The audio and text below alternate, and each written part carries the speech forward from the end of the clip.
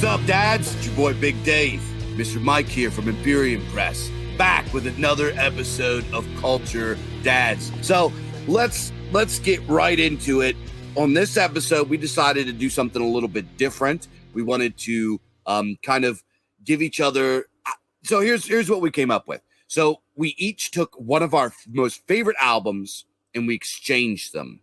And we're going to kind of do an overview of these albums, get each other's reactions, because me and Mike, we agree on a lot of things, but we do have some different tastes. And we're the kind of guys that like to really get into the deep side of analyzing albums and art and stuff like that. So I thought it would be, and it was actually Mike's idea, but I thought this would be a really good album or a really good show to look at these albums and kind of do this. I thought it was a good idea. So, Mr. Mike, we're gonna start with which album you want to start with?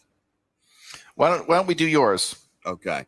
So the album that I recommended to Mr. Mike was Nevermore's "This Godless Endeavor." Now, this was their second to last album. Their last album being the Obsidian Conspiracy, which actually was not a good album. Their last album was considered a pretty bad disappointment because at this point the band was together since the 90s. The singer had all types of mental health problems. He was like struggling with drugs and alcohol. The rest of the band was hating each other. It was just the band was over, right? And Obsidian Conspiracy was no good. However, every album before that is tremendous in their own way, and this band Nevermore had a really clear indication of evolution with each album that goes by. They got a little bit better with production. They got a little bit better with song composition. They started mixing in different elements. They made it, and it wasn't like a band like Metallica where they kind of like fell off and then their music started getting shittier and more simple and stuff. This band progressively got more and more sophisticated as time went on. They really mastered their sound, and it culminated in their second to last album, which we could just consider their last album, which was This Godless Endeavor. Now, Nevermore is a band that started in the late 90s. It was off of the back of a band that was called Sanctuary, that was around in the late 80s in the Pacific Northwest. And Sanctuary was kind of a really unique speed metal 80s band. They had two really good albums, Into the Mirror Black and Refuge Denied. And while they were if you listen to them, you're like, yeah, this is 80s speed metal. They have some different scales that they use. The singer Warrell Dane had really, really tremendous vocals, like soaring falsettos, like really high King Diamond type stuff. And they had some really unique. They were a little bit more unique than say like a Saxon or a Slayer or something like that.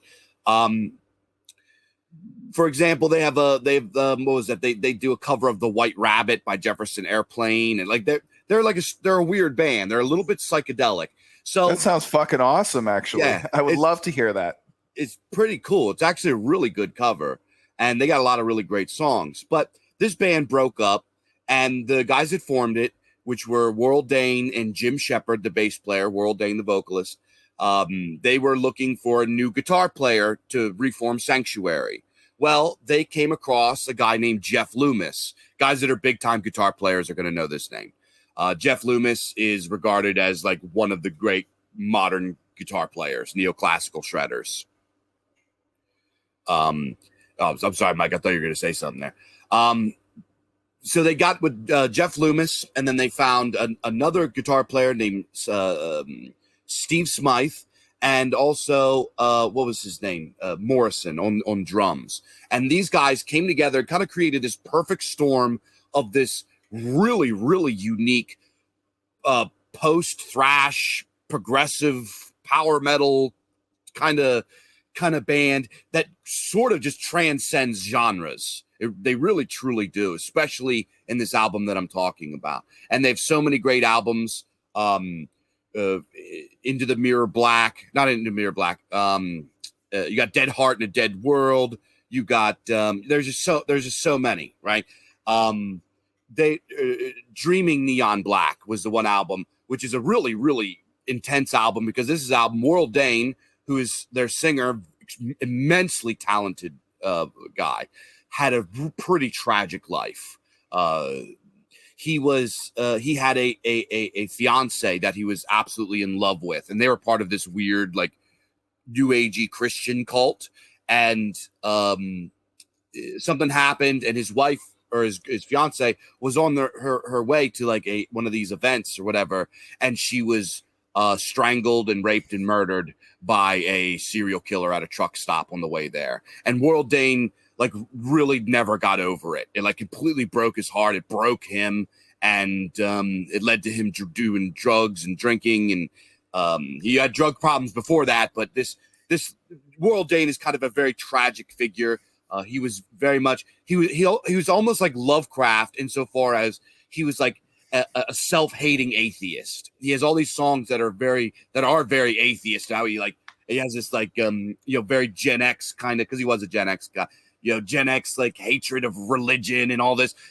And then he also laments this. If you hear the song like I Still Believe in Nothing, it's about the depression and the despondency and the suffering and dread that comes with this materialism that he has, that he can't escape. He describes it like a prison and stuff. So moving on to the album that I recommended for Mike, this Godless Endeavor. This is an album for me, is one of my absolute favorite albums of all time, because it is so unique, and it is an old school style album in that it is something you can listen to front to back. Every song is good. They wrote it like an album. It doesn't have like these like hit songs on it or whatever. It is an album, and it has just so many good songs on it with so many crazy, really relevant topics. Things like Medicated Nation. He talks about the pharmaceutical companies and everybody being on pharmaceuticals. There's a song called Sentient Six, which is like from the machine's point of view, the machine becoming aware, right? There's just there's Bittersweet Feast, Psalm of Lydia. There's like so many good songs on it that have all these cool topics. His voice is very dramatic and operatic. They play in the Mixolydian scale, which is something that is very original. There's a lot of cool time signatures. They're a really, it's not the kind of band that you listen to once, you're like, oh yeah, I love this. It's a band that you have to listen to the whole album before it to click. And after it clicks, if it does click for you, you're like, that is something special. So, Mr. Mike, I want to hear your reaction to this Godless Endeavor.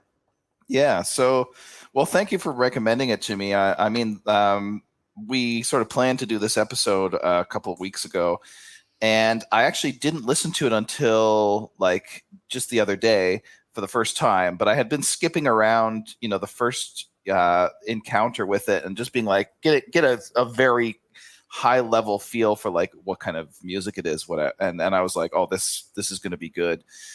It's an awesome mix of like melodic and chromatic elements, and those two things are not an easy feat to pull off, right? Because usually it's one or the other. Usually it's either weird ass tonalities that are just dissonant and evil, or it's like very melodic, like something like an Iron Maiden or something like that. They don't do a whole lot of chromaticism and whatever. But this band does it. This band's able to actually bridge that gap. And also, it's obviously heavy as fuck. The production is top notch, especially for the era, which would have been 2004 or 2005, something like that. Great production. And it also touches on a lot of different subgenres of metal. I would say that the overall one that kind of stands out as generally like, here's the genre that you could put it into, would be power metal. But there's elements of thrash. There's elements of new wave of British heavy metal. There's elements of like melodic death metal and prog and groove metal and whatnot. But it really does fuse them into a coherent whole. Like, you listen to the album and it's very cohesive.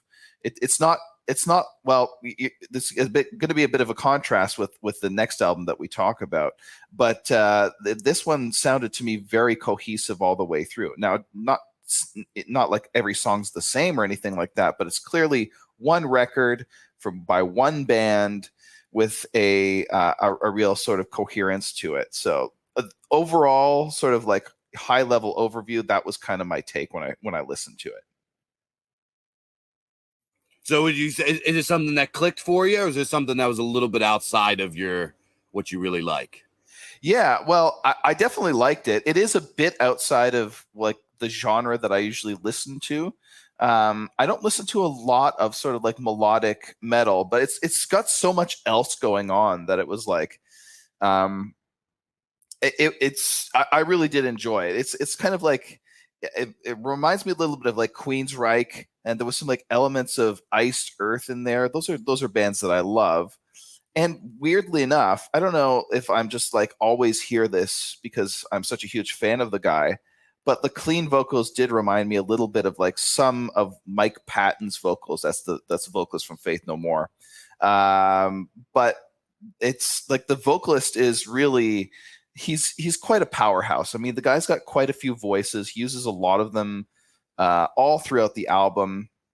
And one of the things that he does that I really enjoyed was that he's got this big operatic, powerful voice, but he's able to use it in a way where it's like it's not corny, which is hard to do, actually. I find that a lot of like operatic metal sounds kind of cheesy to me.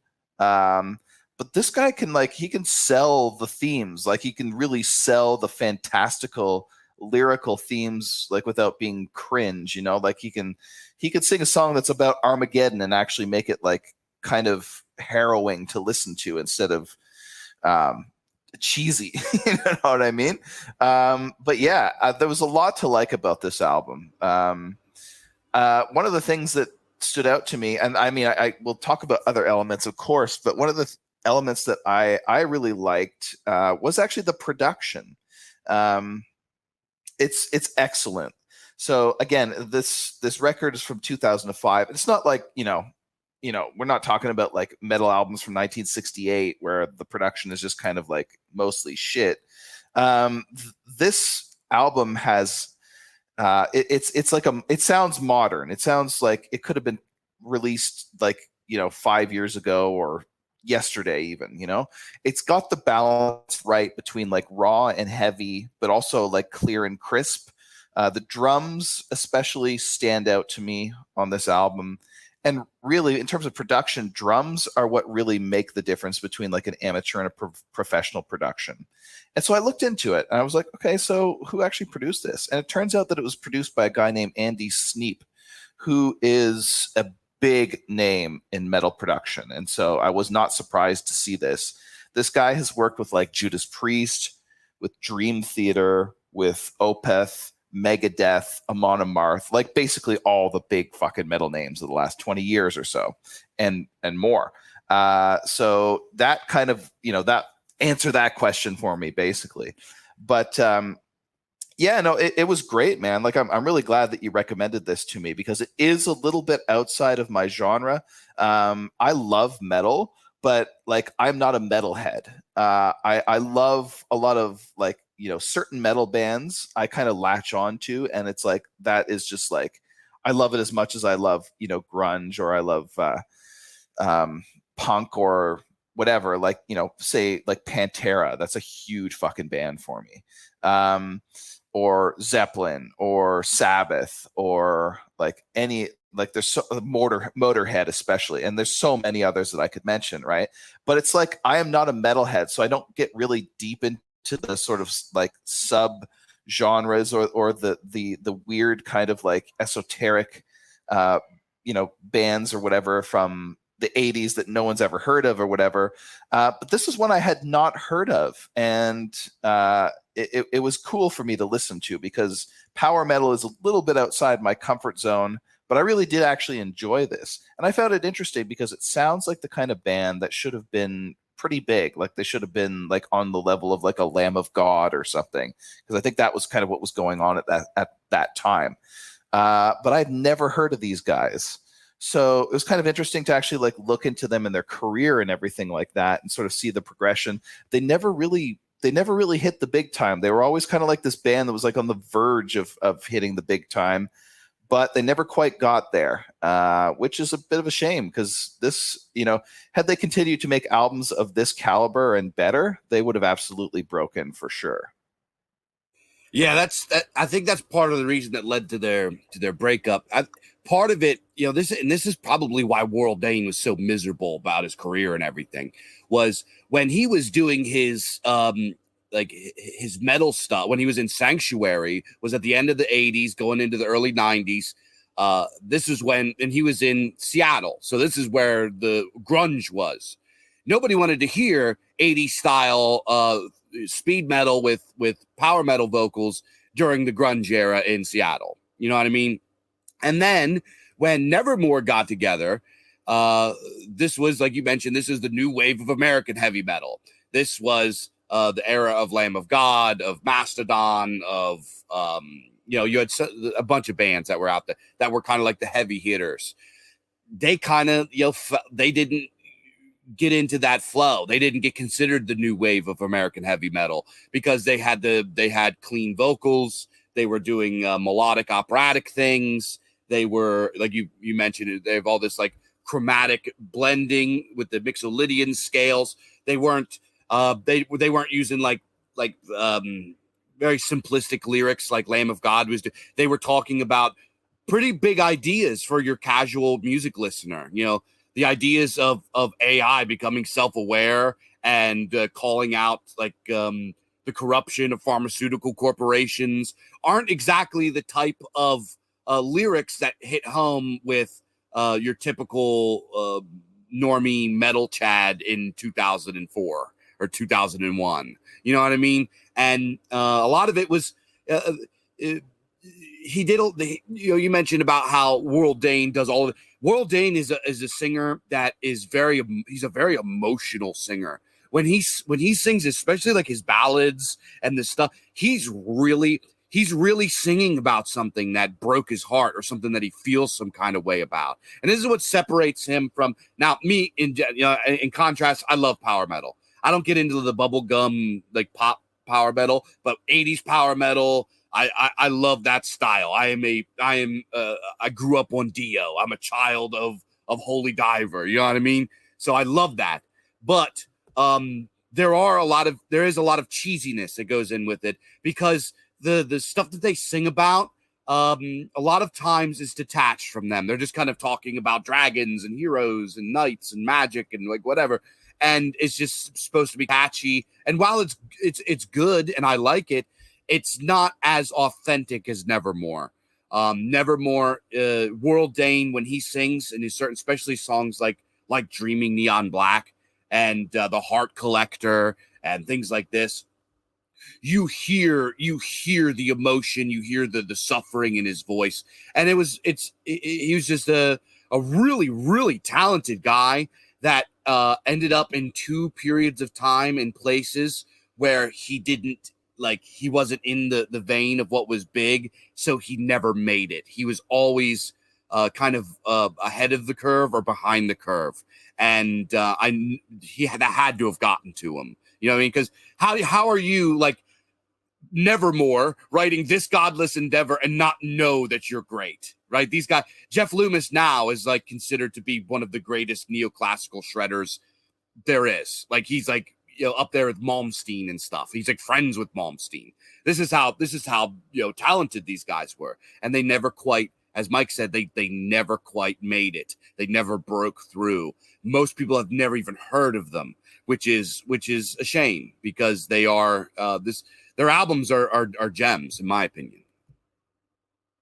Yeah, and this is what I mean, like, when you're talking about the guy's voice and everything, and how talented he is, and the passion and the rawness. It's like, it's interesting because a lot of times, like, metal is a very emotive kind of genre, and it's very textured, and the vocalist is expected to be able to do a lot of things and have a lot of range. At least this genre of metal. I mean, if you're a death metal vocalist, if you're dying fetus, maybe not. But this style, like, there's a lot of range and a lot of technical ability involved, but also a lot of rawness and passion as well that comes through.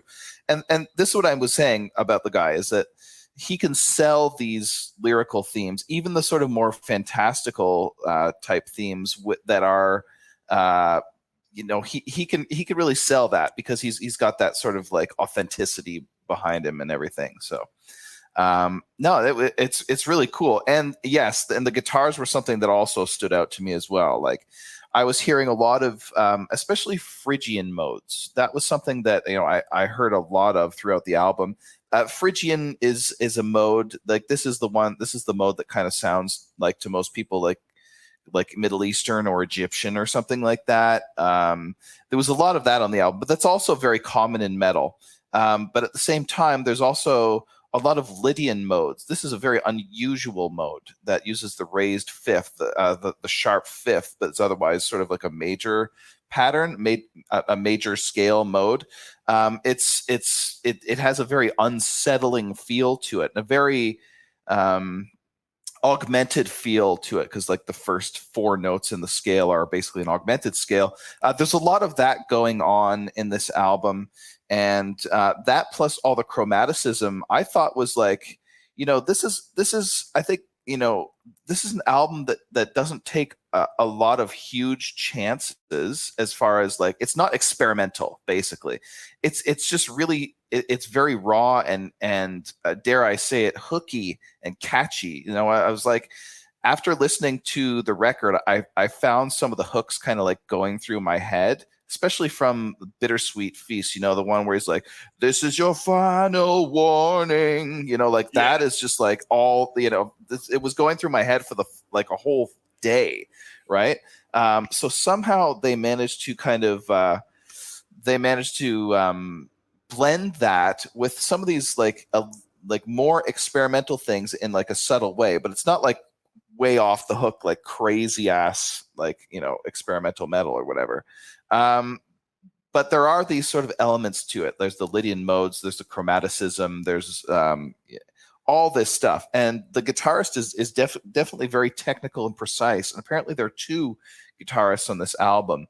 And, I think they both do like quite a few solos and everything like that. And you get this excellent twin guitar attack that's sort of like, occasionally you get these like very strong touches of like Iron Maiden coming out with the twin harmonized leads and things like that, kind of like weaving in and out around each other. Yeah. Especially if I can recall, I think it's Medicated Nation, where you get a lot of that, actually. But and also at the end, like basically the final track, this Godless Endeavor, is the big prog track on the album. Every element in the album kind of like comes together here. It's like 8 or 9 minutes long. You even get like some of those like falsetto vocals and everything like that. It's quite a piece. This is a little bit more ambitious, I would say. If the whole album was like this, it would have been sort of experimental. But yeah, there's a lot to say about it, actually. There's a lot going on underneath the surface, and you kind of, unless you really have a very finely attuned musical ear, that is to say, unless you understand music theory quite a lot, it's hard to actually get this stuff on the first listen. It kind of takes many listens to unpack it. So yeah, no, kudos to these guys. It was a great listen. Yeah, I've recommended this album to not just like big music heads, but also like regular people, and it is technical and unique enough, and musically sophisticated enough that the music heads can be, wow, there's a lot going on here, but it's also catchy enough that regular people, when they really sit down and listen to it, especially people that like poetic things, a lot of the lyrics are very, very poetic. It's not like you're turning on Exodus or Madball or Anthrax or something, right? The lyrics are very poetic. There is a theme throughout the whole album, this kind of dystopian. It's almost like a grimdark album. You know what I mean? It reminds me of like Warhammer 40K or something like that with the kind of the vibe of the album. But you mentioned the final track, the title track, this Godless Endeavor. Well, that's like a classical piece or something. You know what I mean? It's like the whole thing. There's like so many different modes that it switches through, and then at the end with the arpeggios. The arpeggio shredding is like the crescendo of the whole song. It's just, by that point, when you hear that, it's like you're just like so pumped. That's like one of the few songs that you could get up and headbang to just arpeggio shredding. You know what I mean? It's like it's a real. This is like one of my favorite albums of all time. I absolutely love it. The lyrics, the vocals, the guitar, the drums. You can even, Mike mentioned the mixing on this album is so good, so you can even hear like the bass lines. A lot of times the bass gets completely lost and it just kind of sounds like this low end that backs up a guitar. In this, you hear it, right? Occasionally it even steps out. Like you can kind of hear like the bass guitarist doing his thing, and he's not just sort of chugging away the same riff as the guitar player. So I mean, all of the different players have their moments to shine. I actually thought that the drummer was kind of like the real unsung hero of the disc, because even though like I like the guitars and I thought the vocals were great, I think it's the drums that kind of are really. I mean, it's the metronome that keeps everything going, and it starts out pummeling with that first track, like it's just machine gun drumming, like crushing your skull right out of the gate, which is I think kind of like what got me first listen. When I first heard it, I was like, oh, this is going to be good, and the drums are very heavy and precise, but tasteful, which is kind of like a funny word to use for metal.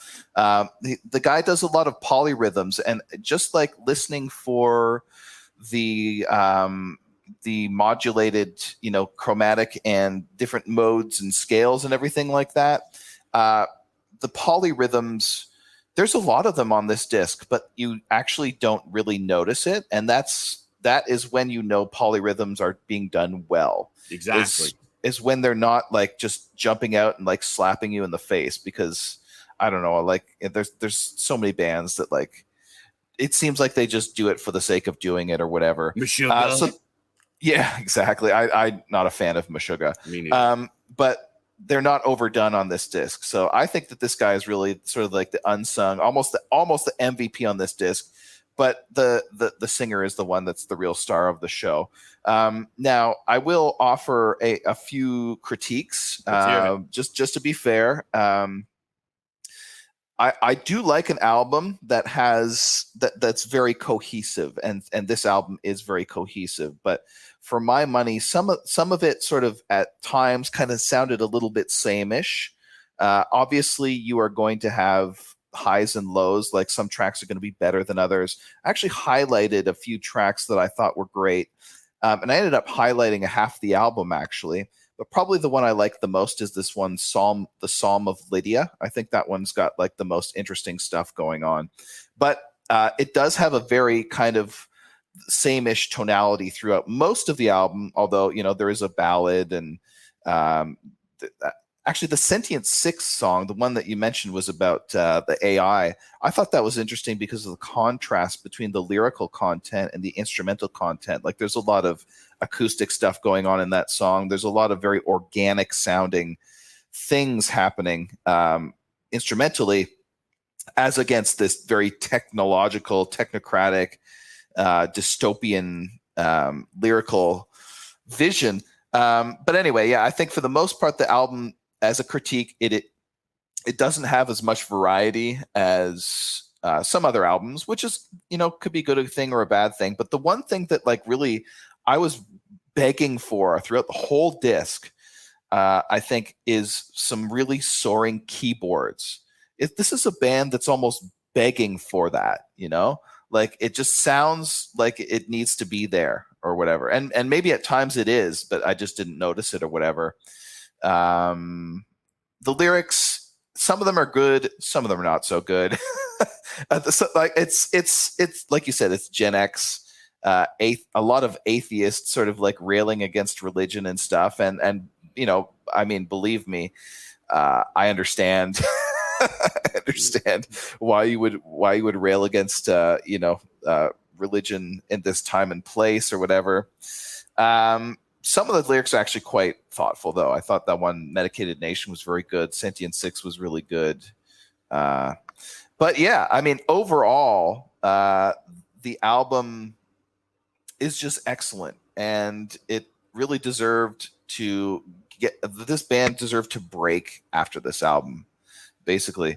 So yeah, no, I thought it was really, really cool, and I'm glad that you introduced me to it, because this is something I missed. This is an era of metal that I was not into metal at this time, and I really missed a lot of it. And this was obviously one that was part of that, and it's a shame, because it really deserves to be on a lot of sort of like top 10, top 100 lists, I think. So yeah, thank you for introducing me to it. Yeah, my pleasure. So let's talk about this Faith No More album. Give us a rundown.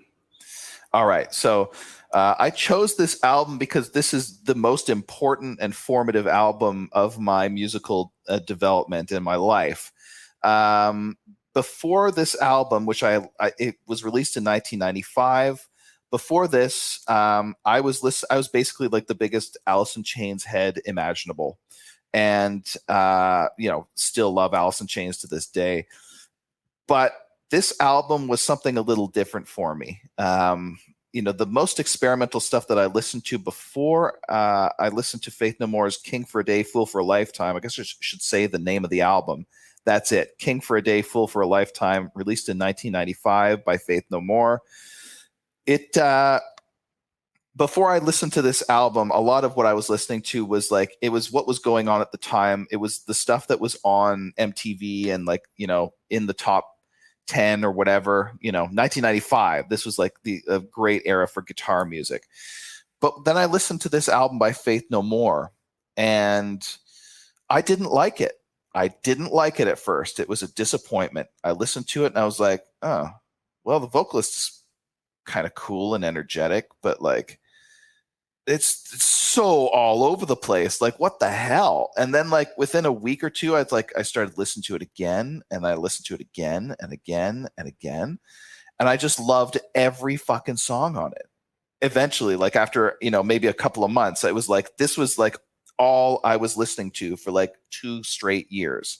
This record and this band, and part of like why I found it so hard to digest at the time is that basically every track on this album is almost like a different genre. There are so many different genres and textures and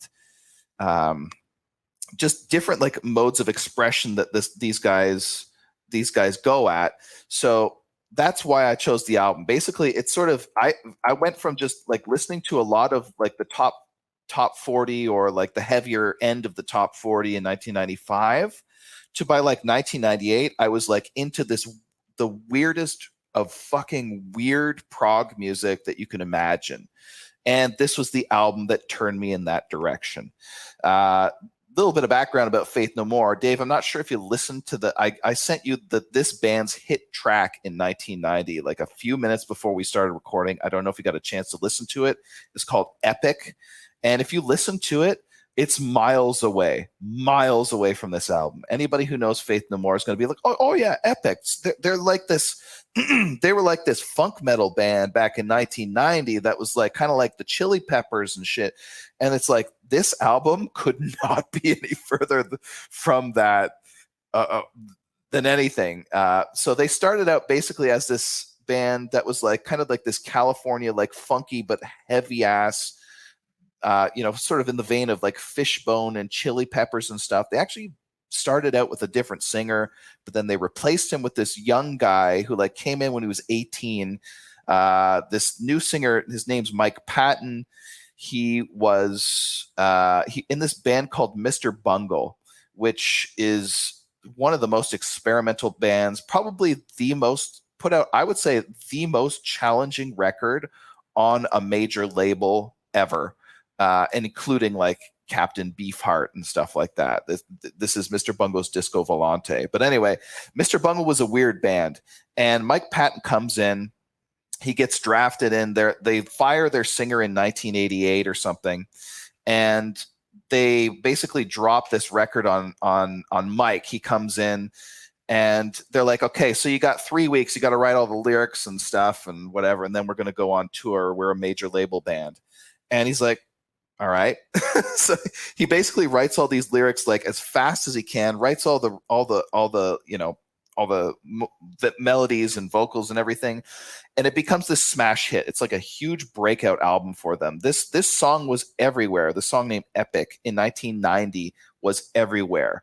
This was like basically this sort of inauguration of the 90s. Before Nirvana, there was this band and this song.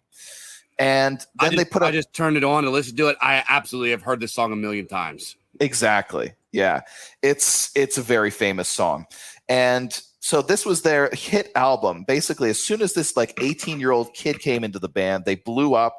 They became the biggest band on earth at this time, apart from Vanilla Ice or whatever the fuck was going on at 1990. And then so that was the album. They toured it for like 2 straight years, and then they went into the studio to record the next album, and they were like, all right, we're going to do something way off the hook. We're going to do something really crazy. And then that album became the album called Angel Dust. And that was a 180 from this like funk metal track. It was dark, and it was weird, and it was dissonant, and it was Phrygian and evil sounding. Every track sounds fucking Halloween on this album called Angel Dust. And they even had some like record company executive come in and like listen to the album as it was being like mastered, and he's like, well, I hope you guys didn't buy any houses, because this album is going to kill you. Basically, this is the end of your career, right? They released Angel Dust. It did fairly well, but not great, but has since become a super like landmark album. It makes top 50, top 10 lists all the time. But they didn't do that well commercially. It didn't sell very well. And the album that came after that was the album that I have recommended to Dave, this album called King for a Day, Fool for a Lifetime, where they replaced their guitar player. They brought in the guitarist from Mr. Bungle. And this guitar player from Mr. Bungle was extremely virtuosic, could play every style imaginable under the sun. And this was the album where they were like, fuck it. We don't even have to pretend to care about what the record label says anymore. So we're just going to do whatever the fuck we want. And as a result, what they did was they put together this album where, like I said, just about every different song is a different genre. And some of the songs are unbelievably heavy. The vocalist's style, like Mike Patton as a vocalist, is a total chameleon. He could do anything with his voice and everything with his voice, and he can do some unearthly stuff with his voice. Like he's got this like scream that is just so beyond, it's almost inhuman the way that this guy fucking screams. So there's like some of the heaviest of like heavy metal that you can imagine on this record. And then like the next thing you get is this like breezy fucking like, samba-esque kind of track. And then you get this like really, really sort of like cool like funk track, like almost like a Sade track or something. And then you back to more like heavy, like punky shit. And then you get some prog stuff. It's just, it's whiplash from start to finish, but I love it. And every track has been like my favorite song in the world at some point. So yeah, that's my introduction to this record. I want to hear what you got to say about it, Dave. Okay, so let me preface this by saying I didn't like it, but I thought it was good. I did think it was good. So it's not good. I am such a grug when it comes to the stuff that I like. I like 5 things in the whole world. Anything that's too far outside of those 5 things, I usually can't, really, really get into it. But as an enjoyer of music and of art, I can sit and I can observe and listen and enjoy the experience. So I thought that this album Like I said, I didn't really like it, but I thought it was a masterpiece in its own right, because it is. I've never heard anything this fucking weird before. It was so. As Mike said, this album is it feels almost like there's 10 different bands playing, like, what is it, 14, 15 different songs. It is so out there, and sometimes it completely switches genres 2 and 3 times in a single song. It's really, really experimental and unique. There's songs that have, like you mentioned, there's like, I think there's one track where they really go in and they sort of almost do like this kind of sort of like it's not full metal, but it's he screams, like, it's like he's got harsh vocals in there. There's other times where he it's almost like a crooner track, like it's got some swing beat to it, and then there's other times where it sounds almost like Caribbean.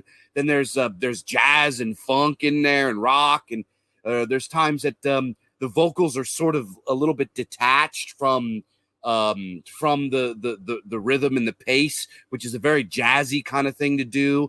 It's a really weird out there album. They so I can really see why somebody would like love this. Somebody that likes experimental stuff. For me personally, I like to hear cohesion throughout the entire album, and I felt that it was a little too experimental for me. But these guys are definitely very, very talented. We were talking about the bass that stands out. The bass stands out 100% in this track.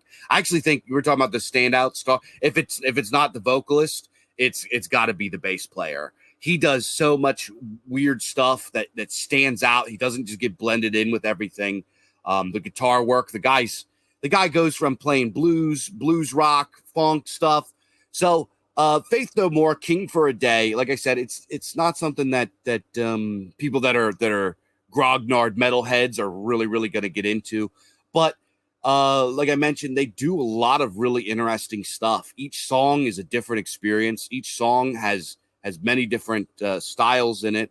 So yeah, that's pretty much my take on it. I can see why this album would take you multiple listens to get into. I listened to it probably twice over, and then a few other songs a few different times. It now, obviously, like I said, it didn't click for me because it's so outside of something that I would listen to. And now my phone's going on. But there certainly was a lot of uniqueness in this album. It is very, very artful. So one of the reasons that I kind of had trouble getting into it, and this is Mike's gonna be cringing when I say this. The vocals remind me of that that kind of 90s pop punk, pop rock era of like what is it, yeah, all around the world, statues crumble for me. Like, you remember that? So it's Sugar Ray. Yeah. Or like, what was that fucking Butterfly Train? And like that. So which is unfair. It's unfair because this vocalist is way better than those faggots. But it's just he's in a similar range. His vibrato he's got a really tight vibrato, which kind of puts him into that range, puts him into that category. And he's from a similar era and a similar region, so he's gonna sort of sound like the late grunge, early pop rock kind of stuff. But so that was one reason that I couldn't get into it that much. A lot of it, sometimes I listened to a song would be over, and I was like, was that even a song? You know what I mean? Like, it was like the structure. They completely played with the structures. Some of them, like, there's like what was even the chorus? You know what I mean? Yeah. It was they really, like that one song where it's like the end of it is just the guy screaming, "Don't look at me, I'm ugly" in the morning for like a minute and a half, and like as the band just falls apart or whatever. Like it's just like, yeah. I was like, what is going on? I'm like looking outside, like somebody had, like it's a very unique album. I am very surprised because you mentioned the song Epic. That is the song that I recognize as Faith No More. I very much identified them as a Red Hot Chili Peppers knockoff. So when I heard this, this completely blew me away. Number one, because I didn't know like this kind of like, I thought they were a basic bitch, pop rock funk kind of band, like Sublime or like Red Hot Chili Peppers or whatever. Yeah. So I didn't know they had this in them, right? Number one, because it was so outside their original genre, and number two, I didn't know they were this talented. Because despite some of my criticisms of it being all over the place, this is not an album that can be put together by schmoes. This is not something that the guy from Rancid could do. You know what I mean? This is an album put together by professional master musicians and artists, and it is a really, really unique album. Yeah, no, these guys, every single one of them, this is like a band that's almost like a Zeppelin, where every single guy is like a star player. The drummer, Mike Puffy Borden, eventually Ozzy picked him up and he became Ozzy's drummer. The bass player is another one of these, like, he gets put into top 10 lists of bass players all the time. Billy Gould. Mike Patton, we'll talk about him, the singer, the keyboardist and keys guy. Basically, he's got such a unique sort of vibe to him. He's actually not that present on this album. Faith No More is a very heavily keyboard. It's a very keyboard heavy band. This was an album where Roddy Bottom is the guy's name, where he was having personal problems and wasn't really as involved, but his stamp is all over the album. So a big part of what gives it its uniqueness. And the guitar player, Trace Fruance, who is the guitar player for Mr. Bungle, he only came into Faith No More on this one album. His chops are just like unreal. Like he can shred. He could just do the tightest rhythm guitar playing. He can do really whacked out sort of jazz kind of stuff and everything. He's as much of a chameleon as Mike Patton is, but the vocalist, this guy is all over everything. And it's interesting because I'm not sure how much you know about the Melvins. This is another huge band for me, Dave. They were sort of like the first grunge band almost, but the weirdest one. Anyway, they were sort of very, very later became very associated with Mike Patton. Patton ended up forming a band called Fantomas, which is as experimental as Faith No More is, Fantomas goes one order of magnitude further with that. Anyway, the guitar player from Melvins was in Fantomas, and he had the best summarization of Mike Patton's career path, where this guy, as I mentioned at the beginning, he started out, he was 19, and he just went into this band that became enormous overnight. He started out at the top and he clawed his way down into the gutter. Basically what Mike Patton did was he started out and basically came out on top immediately before he turned 20. And then he just got weirder and more experimental and more challenging and more daring with his musical abilities and his projects and his ambitions. And each one of those projects seemed to get more and more crazy. And he's done everything, man. He's done Italian movie soundtrack type music, weird Ennio Morricone stuff from the 60s, that vibe. He's done he was I mentioned this band Fantomas, where he basically poached the drummer from Slayer, the guitarist from Melvins, and created this extremely bizarre, angular, polyrhythmic metal band where each song is 10 to 90 seconds long and doesn't involve any words, but just vocal chattering and bizarre shit that you can kind of hear some of that on this Faith No More album. So anyway, this guy he just everything he did was more and more experimental and crazy. Now he's also done, you mentioned the other element of Mike Patton, which is that he's got a very good pop voice as well. It's very well suited to this, to any sort of pop music, really. He could do anything. A guy is a vocal chameleon, and his range is off the charts. There was a poll done a few years ago on who has the widest vocal range of any vocalist And Mike Patton topped that list. Some of the screams, and you only get some of them on this album, but some of the like screams that he does on like some of his other work is just like they're so high pitched that like they're way above like female vocal range. And he also does some extremely like low notes as well. He's got like a 6-octave vocal range. It's unbelievable. So very talented guy. They can all play. And on this album, they were just basically like, fuck it. We don't have to care what the record company thinks. We are a write-off. We're a tax write-off now. We're just gonna do whatever we want. And like the first song is this like super aggressive punk song. The second one's kind of a more proggy like metal track. The third track is this like extremely cool like Sade groove like funk music.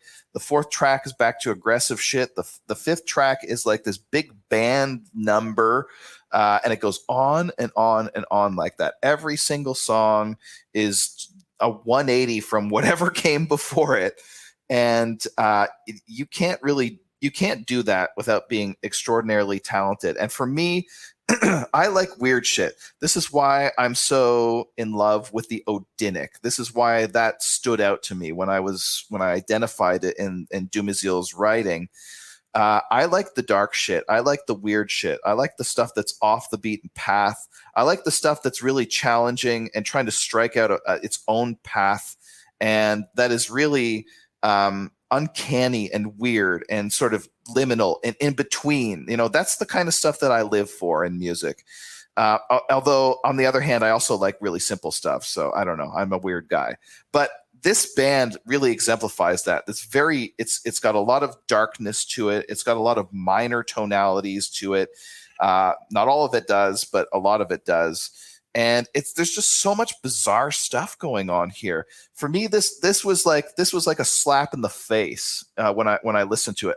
As I mentioned, I did not like it when I first listened to it. I was like, "Fuck this! This is too fucked up for me."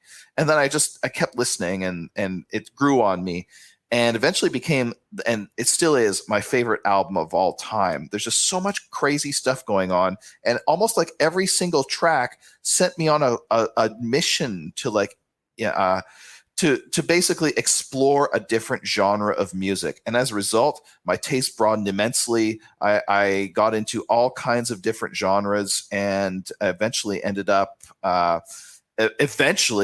starting this weird noise band many years later that I think I can trace that all the way back to this record. So that's kind of where it stands for me. So yeah. I'm sorry. I've been yakking about this forever. Dave, why don't you get a chance to talk here? No, it's your favorite album. Take the floor. No, I just, like I said before, I thought it was, like I said, so I grew up, my music experience for like all of the formative years of my life was listening to vinyls from bands from like the 60s to the 80s. My first favorite band was Black Sabbath. I listened to pretty much every Black Sabbath album. My dad was a boomer audiophile, so he had a huge vinyl collection. And when I got my first stereo, which my pop gave to me, he's like, "Go, you could pick whatever I have that I have doubles of." So I went. He had doubles of Black Sabbath. He had doubles of Judas Priest. He had doubles of Blue Oyster Cult. He had doubles of all of these ZZ Top and like stuff like that. So the defining element of like all of these original bands was and Rush. I was a big Rush back then, but Rush fucking rules. Yeah, yeah. Every Canadian says that. Yeah. Well, they do though. They're tremendous, but they're also cheesy as hell. I get it. Like they're a nerd band. Anyway, go on. So when I listen to, but the formative years of me understanding how albums are supposed to go is like learning from that. And those bands, they didn't write albums for hit songs. In fact, during a lot of that era, they were writing music purposely so it wouldn't have like ads in between. So they were writing 10, 12-minute songs. An album was an entire concept. It was like supposed to be this kind of linear, coherent thing from start to finish. So that is kind of what I expect out of albums. And it's really hard for me to break away from that. So this was like not just stylistically, but structurally really hard for me to wrap my head around. So it's not so much that I think that it's bad, but that it was like you said, a slap in the face. Maybe I just haven't had enough time to digest it, but it's a crazy album. It's a crazy album. Yeah, no, it most definitely is. It's interesting that you're talking about like sort of like your introduction to other genres and your introduction to music through your grandfather and everything like that. I mean, my dad was a music guy. He played in bands when he was younger, and he did introduce me to some music. But my dad's the stuff that he likes is like 60s blues rock and actually especially Motown, like this kind of stuff. Very much like an era that I'm not into really. So I didn't really have a musical mentor. Like he certainly helped shape my musical taste a lot because he introduced me to classical music, and that was a formative influence on me from a very young age. Like I can still remember listening to this cassette of Parkening Plays Bach back when I was about 6 years old, and classical music's always been with me. And I think this is part of where I get the love of the weird from, is listening to a lot of sort of 19th century like Wagner and Mussorgsky and stuff like that.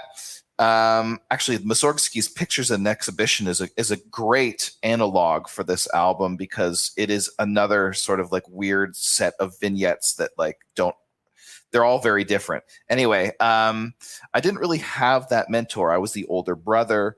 I didn't have people sort of like feeding me records and being like, check this out. This is whatever. I was discovering stuff on my own. And a lot of actually when I was, in high school and everything like that, I don't know how to say this. That's not going to make me sound like super arrogant, but I turned a lot of my friends on to a lot of bands, and there was only a few bands that like others turned me on to, kind of thing, right? Like I was helping a lot of other guys discover music, but was like very restricted in my taste of like what I liked, So same. Yeah. So it's like I didn't really have a lot of, or maybe I wasn't open to a lot of like influence or help from outside. I was sort of like forging my own path and like trying to discover shit for myself and what I liked and everything. And that led me to this band, and this album changed everything for me. It did a 180. Like I say, as soon as I within a year of like picking this record up and hating it and then loving it, within about a year of that, it was like I had like my musical taste had exploded in 1,000 different directions, kind of like what this album sounds like. To this day, I still think some of the compositions on the record are like some of the best. Like that final track that's called Just a Man, where they get like this gospel choir going. It's the craziest thing you've ever heard, because it's like it starts out as this like Burt Bacharach sounding like 60s, almost like, I don't know how to describe it, but it's like a 60s pop slice of pop from that era. And then it goes into this like very, very, it goes into an extremely dramatic, it takes like a dramatic turn halfway through the song. And then it explodes into this like black female chorus of like a choir. Like they bring in a full choir, and it sounds like 20 fat black women from Alabama singing and swaying in like a Baptist church or whatever, and the singer's like singing along with them, like Mike Patton, the lead vocalist, singing along with them, and he just starts doing his like screaming thing going at the end. It's just but it works. It just fucking works. Anyway, so that's like a weird track that's like it's such a beautiful melody too. It's not just experimental. Like they had a great melodic sensibility to them. And there's another track that I'll mention before we kind of wrap up here. I think that this track is the perfect rock song. I think it's the perfect structure, the perfect mix of aggression and like barking like vocals and like aggressive sort of vocals, and then it explodes into this chorus that's just like the hookiest thing. The song is called "What a Day," and it's like 2.5 minutes. It's just extremely straightforward and driving. It's the kind of thing where like when this track comes on, if I'm working out, it's like I'm going the distance, man. I'm gonna be fucking doing an extra 5 reps or something. It just gets me so jacked. It's a perfect composition, I think, and I actually think the lyrics are great on it as well. I like Mike Patton's lyrics. He admits that he doesn't think he's very like that lyrics are not his main strength, but I think his lyrics are great. I think that they're great because they're very impressionistic. He doesn't hit you over the head with a lot of heavy themes, but there's a lot of very, very good imagery that he has going, and he never does anything cringy, which is, I think, very difficult vocally, lyrically anyway. So love this album. I think there's some amazing compositions on it. If you like cohesive, like I was saying when I was critiquing Nevermore, I was like, it's a little too cohesive. I think that this album is a little too schizophrenic, but I love it. I love that. So this is like one of the things I love about it. I love how it's like, I do this too. I say, these are the things that I like. And then like in like 2 breaths later, I completely break that rule. And I'm like, all right, well, I said that, but I also like this. I think that it's like, when it comes to stuff that I think goodness transcends those like, those rules. And if you hear something good, it's the same thing with stories. When I'm like reading stories, I have certain things that I really like that I'm looking for, but I'm open to, make me like something I don't like. You know what I mean? I really enjoy that when I come across a piece of art that is something that I don't like, but the artist is so good that it makes me like it. Well, that's that. I was kind of I figured that you would have a similar reaction to this that you ended up having, because it's a challenge. This is not an album for everybody, and I kind of know your tastes, and I thought that this will be something interesting for Dave. We'll see what he thinks about it. He might love it, he might hate it, but yeah, no, it's definitely one of those like mind expanding albums. I certainly smoked enough fucking weed and listened to it. But one of the overall sort of impression that I get from this album from start to finish, even though it is kind of schizophrenic, it reminds me. I think part of what I love about it is that when I got I got the cassette, not the CD. I got the fucking cassette. And I was listening to it in my Walkman, and my parents took me to Toronto, and I lived a couple hours outside of Toronto. That's the big city, millions of people. And we went there for like a weekend. And this is when I fell in love with this album, is listening to it in Toronto. And Toronto is it's a multicultural city. It's a very busy city. There's a lot of stuff going on. There's like, it's just so, it's the big city. It's like, our version of New York or whatever. So much stuff going on. And listening to this album, and it's even the artwork on the album is like, it's got all kinds of weird, like nightmarish subway imagery and stuff like that on the record sleeve and on the inside. And it just reminds me of the sort of hurly-burly and the weird energy, the just restless, the city never sleeps energy of Toronto and of any big city. This is an album for the city, and this is part of what I love about it. There's everything going on all at the same time. At all hours of the night, you could go to the red light district and see the most whacked out shit, or you could go see, like an Egyptian exhibit at the museum or something like that. Whatever you want, it's there in the city, and this is what the album kind of represents to me. So I think that's why I love it, and it also was so influential and formative for me. So yeah, on this album, there's a couple things that and I was thinking about this when I was listening to it. There's a couple things that they could have done that I would have probably. Now, obviously, they're not going to think about me or whatever. They were making their album to make it how they wanted to make it. But for me, there's a few elements I think would go in there that I would have liked it better and it would have clicked better for me. You mentioned about Mike Patton feels like he's not a good lyricist. I think that affects his songwriting. He does tend to lean on his vocal talent more than his songwriting. And as a result, there's not a whole lot of like really catchy choruses or hooks. There's not a whole lot of really memorable lyrical things. And maybe, and this is just me speculating. And I think it might have come from he thinks that he's not good at it, so he doesn't do it, right? Or he's kind of wishy-washy on it. I really like that. I think that the crown jewel of a really properly, masterfully constructed song is one, an awesome guitar solo or something like that, and two, a hook. You know what I mean? Yeah. For me, a great song has to have a memorable hook. And this album, like I listened to it twice and I can't recall one. You know what I mean? Yeah, there's only a few, but they're very. I think they're excellent. I will offer a critique of this album, and I think this is a perfect album. I don't know how that works. Take that for what it's worth. However schizophrenic it is, for however much it, how much ground it covers, and much variety there is on it. The one thing it doesn't have is pathos.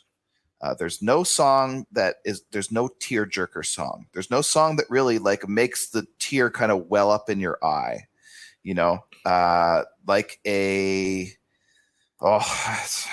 can't even think of an example. Do you think there's any songs like that on the Nevermore album? No, not really. Well, they did have actually on the Nevermore album. What did they have? The Sell My Heart for Stones. That was kind of the love song on that album, wasn't it? Yeah. That one, I think that there was a bit of pathos there. Now, that's not really what that band was about, even though, Nevermore is obviously a passionate band, a band that has a lot of heart to them and everything like that. But I think that metal, it's very hard for metal to do that. There's only a few metal songs that really kind of get me like that. And some of them are actually like not the ones you would think. Like I think One by Metallica is one of those songs, but a lot of that has to do with the lyrical content.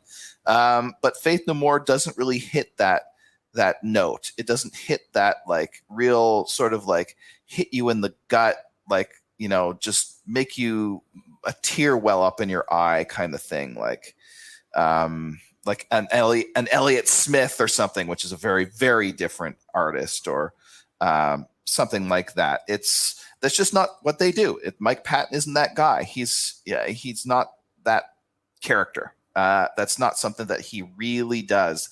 There's one song on the record where they kind of maybe could have done that, which is that country song called Take This Bottle. But it's just not something that happens on that album. So that's something that's lacking. That's one thing I was going to bring up. I was like, they even have a country song. Yeah. So they cover a lot of ground. That's one thing they don't do, but you can't do it all. There's not one album that's like there's no one album that's every album. So there's no one album that does everything.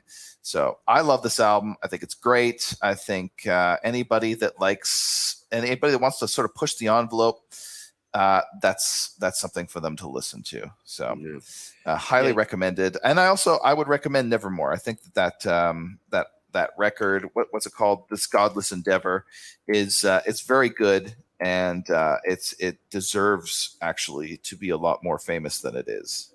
Yeah. And for the record, I disagree with all of Mike's critiques of this Godless Endeavor. I think this Godless Endeavor is 10 out of 10 masterpiece, and I don't think it could be any better. But I appreciated his no keyboards. Come on, you get out of here with keyboards. No? You don't need keyboards. No. I do like some keyboards. There's certain bands that really nail the keyboards. Some bands it works for very well. There's and for folks that check out Nevermore and they really like it. Mike mentioned about pathos. They have an album called Dreaming Neon Black. And this album the entire album is dedicated to Warrell Dane's girlfriend that was murdered, that he like never got over. He was like obsessed with her for years, was like still in love with her like years after she was dead. And like like was like really didn't get out. He was like a really broken guy. So the title track off of that album, Dreaming Neon Black, is like one of the saddest, most miserable songs. It will make, if you add a little bit to drink, this song will make you cry. He's talking about he's like, the lyrics like, sometimes when I'm alone, I still hear you, the breath on my neck. I'm still waiting for you in your underworld. It's like really fucking sad. So that's a good one. Dead Heart in a Dead World, which folks that are Nevermore fans, that's the song The River Dragon Has Come comes off of. And even their early stuff, before they switched over to 7 strings, their self-titled has they have so many weird songs. Inside Four Walls, which is a song about going mad in like some sort of cell or something. When Tomorrow Comes, they have songs questioning the validity of time itself. They're one of my favorite bands, and the reason that I recommended it to Mike is for the reason that he said, is because they don't get the love that they deserve, because they kind of fell in between in that kind of liminal space where they didn't get into the current of what was popping at the time. So they kind of fell through the cracks, and it's a shame, because they were such a masterful band. And there's no other band like them. You could go, I guess maybe Dream Theater, but they're not as heavy. I guess maybe something like a Queensryche, but they're again not as heavy. I guess you could go like, it's just the combination of power metal and that dark, heavy stuff with the virtuoso neoclassical guitar work. It's just that formula doesn't exist anywhere, in my opinion. Yeah, there's a lot of very dark and Halloweenish tonalities on that record, and that's, I think, part of what appeals to me about it. So, yeah, very good. I would recommend it to anybody listening. So, shall we wrap this up? Let's wrap it up. All right, everybody. Appreciate you guys. I hope you guys enjoyed this episode. Something a little bit different, but it's something that we wanted to dig into, because there are so many of these great cultural gems that are out there that folks just haven't heard about. You know what I mean? That came out of our culture in recent years, meaning the last few decades, that we'd like to shine a spotlight on. Like this Faith No More album, this Nevermore album. There's so many great albums and artists out there that kind of fell through the cracks, or kind of got overlooked, or fell into place. And I think that it's really healthy and fun and wholesome to kind of take a step out of the current thing culture and what is happening now, and tune that out and go check out some art that happened recently that we have familiarity with. There's something that can click with us today, but is still meaningful. And it has newness because we've never heard it before. This is one of my favorite things about Mike mentioned earlier about the guy that likes the esoteric old school metal and goes into deep dives and does archaeology. That's me, because I that's totally me, because I love it. Because when I hear one of these albums, it's like I've never heard it before, so it's like new to me. So I'm forever getting this feel of I get to have these new greatest hits in my own house that are completely new to me, but are not paused and are not poisoned by this era that we live in now, this era of confusion and darkness. So it's a lot of fun to go back and look at this stuff. There's so many great artists from previous eras that deserve a spotlight, and that was kind of the intention behind this episode. So I hope everybody enjoyed it, and I hope you guys go on your own music and art archaeology quests to go find stuff like Nevermore and Faith No More, and really bring these really great cultural treasures into your lives, to replace the crap entertainment that the vampires put out there. So, like always, if you're listening now, that means that you're signed up. That means that you're one of the real culture dads out there. But if you're not, go over to imperiumpress.org/podcast and check out the great podcasts we got lined up over there. We got Culture Dads. Mike and Joel have Imperium Cast, which is really, really great. So much great stuff over there. He's got hardback books. He's got all kinds of good stuff over on the Gumroad. You're going to say something, Mike? No, that's cool. Okay. Sorry. It's all good. I just saw you unmute. I didn't want to be talking over you. But yeah, if you're listening now, you're all signed up. But if you're not, go over there, check all that good stuff out. Got great stuff. Mike is just cranking out great books, one after another, stacking them like pancakes. But if you're in the mood for some fiction, you can come over and check me out. TheBizarreArchives.com. We just put out Bizarre Archives issue 3. We also have The Willows from Algernon Blackwood. And then coming out, we have our very first fantasy novel series, The Chronicles of Heraldria, Sacred Times, Part 1 by M.S. Jones. And we have another novella of pure cosmic horror coming out, The Molybdus Articulate by Shane Hawkes, the author of Baby Teeth. So that's coming out. You guys have been busy, man. When it rains at the Bizarre Archives, it pours. Hell yeah. Stack, I'm trying to catch up to you, bud. Trying to catch up, trying to get on your level. But yeah, so appreciate everybody. Hails and blessings, and I'll see you guys next time on the next episode of Culture Dads. Later, boys. You're listening to an episode of the latest Culture Dads, Age of Sword and Cassette, where two fathers and community leaders discuss modern culture from a timeless perspective. Head on over to culturedads.com for podcasts every week.